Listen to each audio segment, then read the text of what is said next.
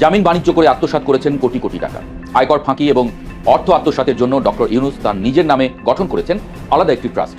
পরিবেশ উপদেষ্টা সৈয়দা রিজওয়ানা হাসানের বিরুদ্ধে অন্তত 8টি অভিযোগ, তবে সবাইকে ছাড়িয়ে গেছেন সাবেক ছাত্র উপদেষ্টার বিরুদ্ধে অন্তত 1000 কোটি টাকার দুর্নীতির খবর। থেকে এয়ারপোর্টের নিষেধাজ্ঞায় ইউনূস সহ তার উপদেষ্টাদের।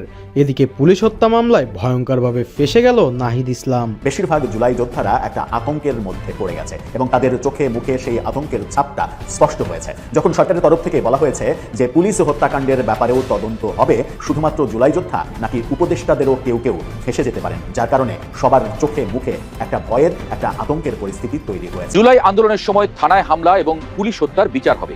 পুলিশ হত্যার স্বীকারোক্তি দেওয়া হবিগঞ্জের মাহাদিও এবার আর রক্ষা পাবে না। ইউনূস সহ সাবেক উপদেষ্টাদের অনেকের বিরুদ্ধে যে অঢেল অভিযোগ আসছে নানান বিষয়ে, সেক্ষেত্রে তারা যেন বিদেশে যেতে না পারে আগে থেকেই এয়ারপোর্টের ইমিগ্রেশনগুলোতে বলে রাখা যে তাদের উপর নজরদারি রাখার জন্য।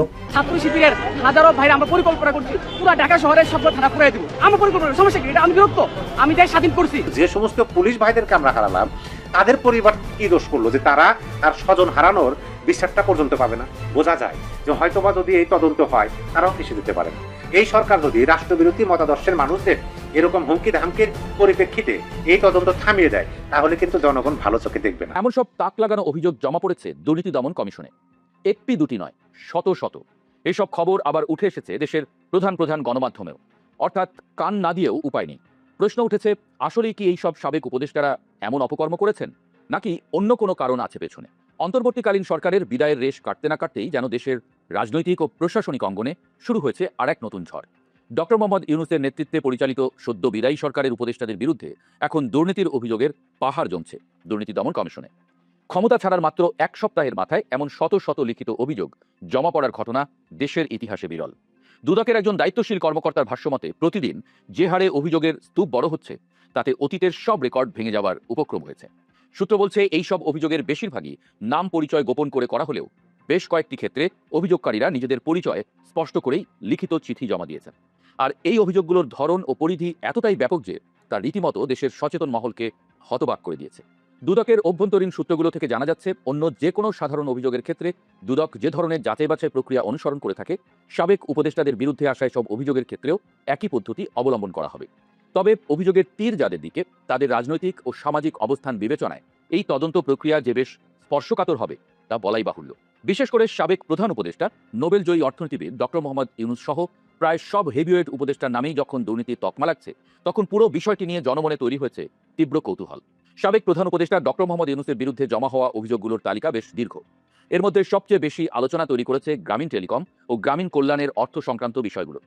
গ্রামীণ ব্যাংকেরই কয়েকজন কর্মকর্তার বরাত দিয়ে করা এসব অভিযোগে বলা হয়েছে, ডক্টর ইউনূস কিভাবে নিজের নামে একটি ট্রাস্ট গঠন করে বিপুল পরিমাণ অর্থ আত্মসাৎ করেছেন তার বিস্তারিত বিবরণ সেখানে তুলে ধরা হয়েছে।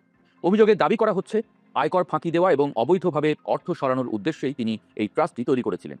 শুধু তাই নয়, এই ট্রাস্টের একমাত্র কাজ নাকি ডক্টর ইউনূসের পারিবারিক সদস্যদের আর্থিক সুবিধা দেওয়া এবং তাদের দেখাশোনা করা। সূত্র বলছে, এভাবে তিনি বিপুল অঙ্কের আয়কর ফাঁকি দিয়েছেন।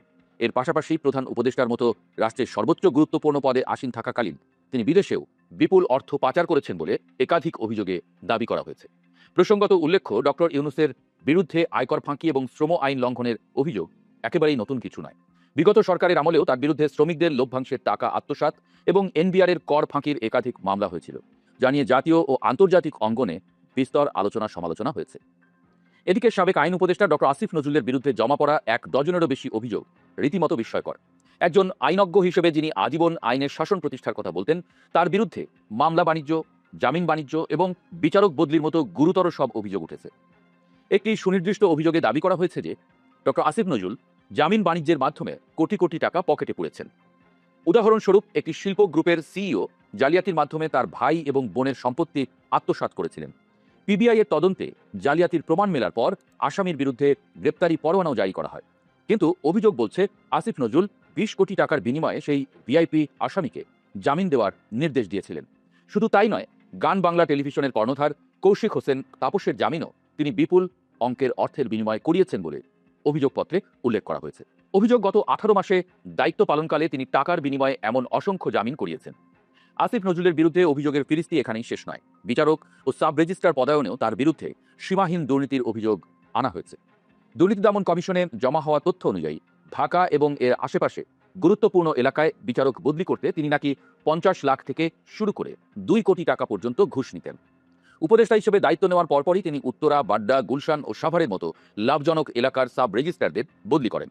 আর এই বদলি বাণিজ্যের মাধ্যমেই কোটি কোটি টাকা হাতিয়ে নিয়েছেন বলে অভিযোগ করা হয়েছে। বিশ্লেষকরা বলছেন, বিচার ব্যবস্থার মতো একটি সংবেদনশীল জায়গায় যদি আসলেই এমন অর্থের লেনদেন হয়ে থাকে তবে তা রাষ্ট্রের জন্য চরম অশনি সংকেত। পরিবেশ রক্ষার আন্দোলনে যিনি সারা জীবন সোচ্চার ছিলেন সেই সাবেক পরিবেশ উপদেষ্টা সৈয়দা রিজওয়ানা হাসানের বিরুদ্ধেও অন্তত 8টি দুর্নীতির অভিযোগ জমা পড়েছে। এর মধ্যে পরিবেশ অধিদপ্তরের একাধিক উন্নয়ন প্রকল্প থেকে অর্থ আত্মসাতের অভিযোগটি সবচেয়ে বেশি নজর কেড়েছে।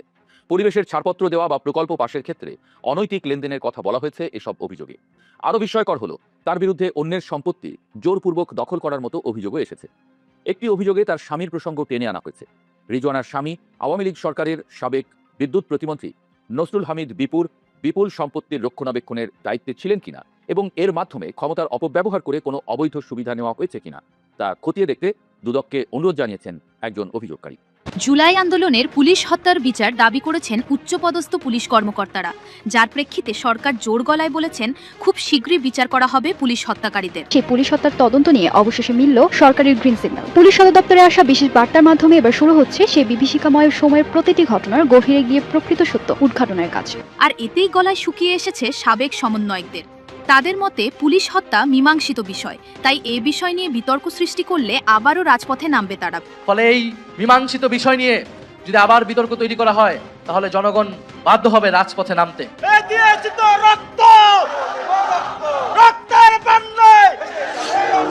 কিন্তু প্রশ্ন উঠেছে, কেন তারা এত ভয় পাচ্ছে? কারণটা হলো, পুলিশ হত্যার তদন্ত করা হলে গ্রেপ্তার হতে পারেন সাবেক সমন্বয়করা। তাদেরকে হত্যার দায়ে যদি অ্যারেস্ট করতে হয় তাহলে সেই দায়ে আমাকে অ্যারেস্ট করতে হবে, নাহিদ ভাইকে অ্যারেস্ট করতে হবে, হাসনাত ভাইকে অ্যারেস্ট করতে হবে, আবিদ ভাইকে অ্যারেস্ট করতে হবে, হাসনাত আব্দুল্লাহ ভাইকে অ্যারেস্ট করতে হবে। তবে পুলিশ হত্যা নিয়ে কি বলছে রাজনৈতিক বিশেষজ্ঞরা, দেখুন বিস্তারিত। 2024 সালের জুলাই আগস্টে নির্বিচারে পুলিশি স্থাপনাগুলোতে হামলা ও পুলিশ হত্যার ঘটনাগুলোর তদন্তে মাঠে নামছে পুলিশের একাধিক টিম। বিগত অন্তর্বর্তী সরকারের পক্ষ থেকে এসব ঘটনার তদন্তে ছিল চরম আপত্তি, কিন্তু নতুন নির্বাচিত সরকার এসব পুলিশ হত্যা ও স্থাপনায় হামলার ঘটনাগুলোর তদন্তে পুলিশের ঊর্ধ্বতন কর্তৃপক্ষকে গ্রিন সিগন্যাল দিয়েছে। গ্রিন সিগন্যাল পেয়ে পুলিশ শুরু করেছে ছায়া তদন্ত। ডক্টর ইউনূস সরকারের সঙ্গে পাকিস্তানের একটি চুক্তি হয়েছিল যে সরকারের উপদেষ্টা বা মন্ত্রীরা অথবা শীর্ষ কর্মকর্তারা কোনো ধরনের ভিসা ছাড়াই টিকিট কেটেই পাকিস্তানে চলে যেতে পারবে। তখন এই ধরনের একটি কথা উঠেছিল যে পাকিস্তানের সঙ্গে এই ধরনের চুক্তি করার কারণটি কি? ইউনূস সরকার যখন থাকবে না বা তার আগেই উপদেষ্টা পর্যায়ে যারা রয়েছেন তারা অথবা সরকারের শীর্ষ কর্মকর্তারা যেসব অপকর্ম করছেন, দুর্নীতি করছেন, তা থেকে পার পাওয়ার জন্য যে কোনো সময় পাকিস্তান উড়াল দেওয়ার জন্যই কি এই ধরনের ব্যবস্থা আগেভাগে যে কারণেই করে রাখা হোক না কেন এই চুক্তিটি, সাবেক যে উপদেষ্টারা, এই উপদেষ্টাদের এখন আর ওই ধরনের কোনো সুযোগ নেই। তার কারণ তারা তো এখন সাবেক হয়ে গেছেন, সরকারের উপদেষ্টাও নেই। এরকম শোনা যাচ্ছে যে ডক্টর ইউনূস সহ সাবেক উপদেষ্টাদের অনেকের বিরুদ্ধে যে অঢেল অভিযোগ আসছে নানান বিষয়ে, সেক্ষেত্রে তারা যেন বিদেশে যেতে না পারে আগে থেকেই এয়ারপোর্টের ইমিগ্রেশনগুলোতে বলে রাখা যে তাদের উপর নজরদারি রাখার জন্য। এগুলো শোনা, এগুলো সবই গুঞ্জন, আমি বলছি না এর কোনো ভিত্তি খুব ডেফিনেট করে আছে। আবার এও শোনা যাচ্ছে যে তারা যে লাল পাসপোর্ট জমা দিয়েছেন সেটার বিপরীতে যে সবুজ পাসপোর্ট পাওয়ার কথা তাদের, সেটি দিতেও কাল বিলম্ব করা হচ্ছে, গড়িমসি করা হচ্ছে। যদি দুটোর যে কোনো একটি হয়ে থাকে অবশ্যই সিগনিফিকেন্ট। তাছাড়া সেফ এক্সিট নিয়ে তো নানান ধরনের কথাবার্তা আছে। আমরা জানি না যে বিএনপির সঙ্গে কোনো ধরনের চুক্তি আছে কিনা সেফ এক্সিটের ক্ষেত্রে। যাই হোক, ডক্টর ইউনূস সহ তার উপদেষ্টা পরিষদের সদস্যদের বিরুদ্ধে দুর্নীতি দমন কমিশন দুদকে যে একের পর এক অভিযোগ জমা পড়ছে তা বাংলাদেশের ইতিহাসে রেকর্ড সৃষ্টি করা হয়েছে। এক সপ্তাহের মধ্যে এই উপদেষ্টাদের বিরুদ্ধে অসংখ্য লিখিত অভিযোগ জমা পড়েছে। কোনো কোনো ক্ষেত্রে দৃষ্টান্ত স্থাপন করা হয়েছে, বিভিন্ন দুর্নীতির ঘটনা বা চিত্র তুলে ধরা হয়েছে। দুদকের কর্মকর্তারা বলছেন যে হারে অভিযোগ আসছে তাতে মনে হচ্ছে এটি অনেক বড় একটি রেকর্ড করা হতে যাচ্ছে। এবং যারা অভিযোগ করেছেন এর মধ্যে অধিকাংশই খুব স্বাভাবিকভাবেই নাম ঠিকানা ইউজ করেননি, আবার কোনো কোনো ক্ষেত্রে তাদের নাম ঠিকানা উল্লেখ রয়েছে। এটি অনেক গুরুত্বপূর্ণ একটি বিষয়।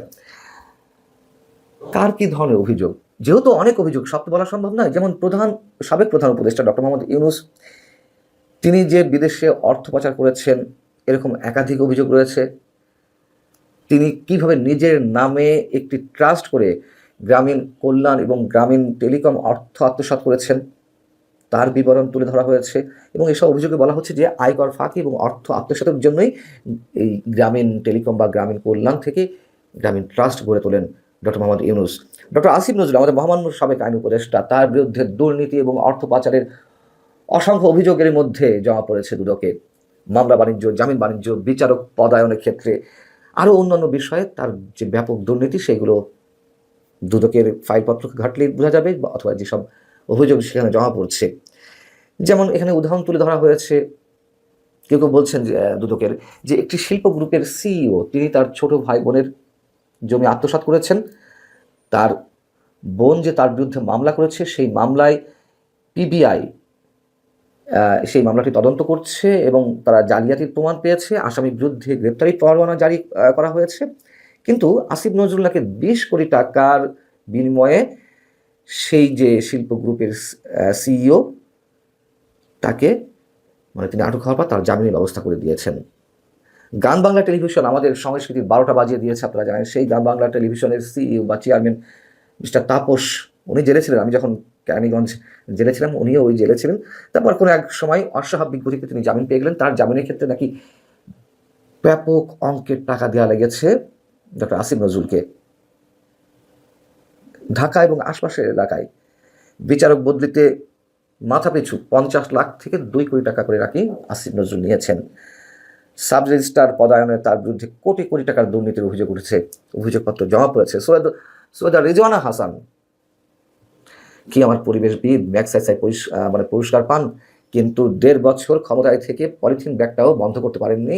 অন্যান্য পরিবেশ দূষণের কথা তো বাদই দিলাম। যাও, সেই রিজওয়ানা হাসানের বড় বড় কথা আমরা প্রতিদিন শুনেছি। একাধিক প্রকল্প থেকে অর্থ আত্মসাতের অভিযোগ উঠেছে তার বিরুদ্ধে। অন্যের সম্পত্তি জবরদখল করে নিয়েছেন, সেই অভিযোগপত্র জমা পড়েছে। তার স্বামী আওয়ামী লীগ সরকারের সাবেক বিদ্যুৎ প্রতিমন্ত্রী নসরুল হামিদের সম্পত্তি রক্ষণাবেক্ষণের দায়িত্বে এখনো পর্যন্ত আছেন, সেই অভিযোগও জমা পড়েছে।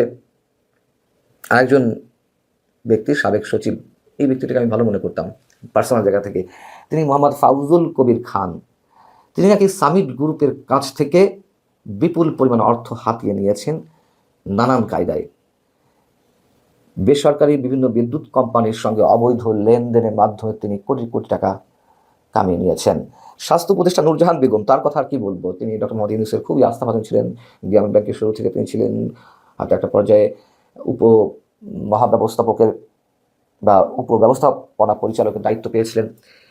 তাকে উপদেষ্টা পরিষদের সদস্য করা হলো। তার বিরুদ্ধে তো অভিযোগের শেষ নেই। এই 1.5 বছর ধরে তিনি শুধু ঘুমিয়েছেন।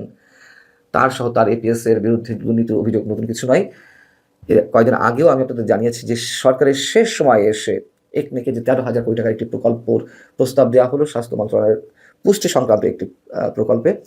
অস্বাভাবিক সব জিনিসপত্র দেখে একনেক বৈঠকে ওখান থেকে 4,000 কোটি টাকায় এক কলমে ঘোষণাকে কমিয়ে ফেলা হয়েছে। তারপরেও সেই 9,000 কোটি টাকার যে 6 নয়, সেই বিষয়ে আমি আপনাদের জানিয়েছি।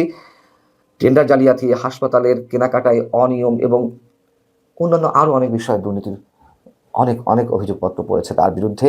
আসিফ মাহমুদ সজীব ভুইয়া 1,000 কোটি টাকার মালিক ন্যূনতম। আমার মনে হয় এটিও কম, কারণ এর আগে তার বিরুদ্ধে আরও অনেক বেশি অর্থের যে তিনি ব্যবস্থা করে ফেলেছেন বা দুর্নীতি করেছেন, সে বিষয়ে অভিযোগগুলো অনেক পুরনো। যাই হোক, কেউ অভিযোগ করছে যে তিনি ন্যূনতম 1,000 কোটি টাকার মালিক, এবং এইসব টাকা কোথায় রাখা হয়েছে, তিনি বিদেশে পাচার করেছেন অথবা বিটকয়েনে টাকা রেখেছেন। এই অভিযোগগুলো অনেক পুরনো। আমরা সেগুলোতে প্রথম দিকে আমল দেওয়ার চেষ্টা করিনি, অথবা কেউ বিশ্বাস করলেও প্রকাশ্যে মুখ খোলার সাহস অনেকেই পাননি। এই আসিফ মাহমুদ 50 লাখের নিচে ছন্নি কখনো ঘুষ নেওয়ার ক্ষেত্রে, এরকম কথাও রয়েছে। সাবেক ছাত্র উপদেষ্টা এবং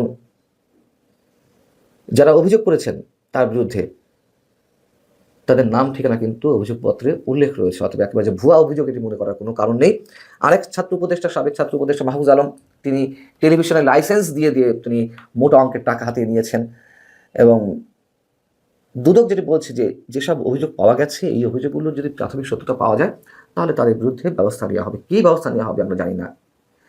ট্রান্সপারেন্সি ইন্টারন্যাশনাল বাংলাদেশ TIB নির্বাহী পরিচালক ডক্টর ইফতিখারুজ্জামান, তার বক্তব্য হচ্ছে যে আগেও আমরা দেখেছি যারা সরকারে থাকে তাদের বিরুদ্ধে দুদক কোনো পদক্ষেপ নেয় না, এখনও তেমন ধারাবাহিকতা রয়েছে। অর্থাৎ 1.5 বছর বহাল তবিয়তে ছিল সেই অবস্থায় দুদক নাকে তেল দিয়ে ঘুমিয়েছে। দুদক পারে শুধু প্রফেসর ডক্টর কলিমুল্লাহ সাহেবদের নামে মামলা করতে, আনিস আলমগীরদের বিরুদ্ধে মামলা করতে। এই যে হাজার হাজার কোটি টাকার মালিক বনে গেলেন দুর্নীতির মাধ্যমে উপদেষ্টা, তাদের বিরুদ্ধে টু শব্দ করার কোনো ক্ষমতা তো নেই। একটা ফালতু প্রতিষ্ঠানে পরিণত হয়েছে দুদক। এই প্রতিষ্ঠানটি কেন আমার রাখা হয়েছে মানুষের বিস্ময়কর একটি প্রশ্ন। কেন রাখা হয়েছে সেটা তো আমরা জানি, রাজনৈতিকভাবে ব্যবহার করা হয়। হয়তো বিএনপিও রাজনৈতিকভাবে ব্যবহার করবে, বিরোধী দল বা আওয়ামী লীগের নেতা কর্মী যারা থাকবেন ভবিষ্যতে তাদেরকে আইনি মার কাছে ফেলার জন্য, দলের উপর রাখার জন্য তাদের বিরুদ্ধে একের পর এক মামলা দিবেন। এর আগে এরকমটাই হয়েছে। অর্থাৎ আমাদের দাবি তোলা উচিত যে এই প্রতিষ্ঠানটা যেন একেবারে বন্ধ করে দেওয়া হয়। কোনো কাজে লাগছে না তো, মানুষের করের টাকায়, মানুষের পকেটের টাকায় এই ধরনের প্রতিষ্ঠান বছরের পর বছর চালিয়ে নেওয়া হচ্ছে শত শত কোটি টাকা খরচের মাধ্যমে। এখন সাবেক যে উপদেষ্টারা, এটুকু জানি আমরা যে বেশ খানিকটা চাপের মুখে রয়েছেন, এটা সত্য।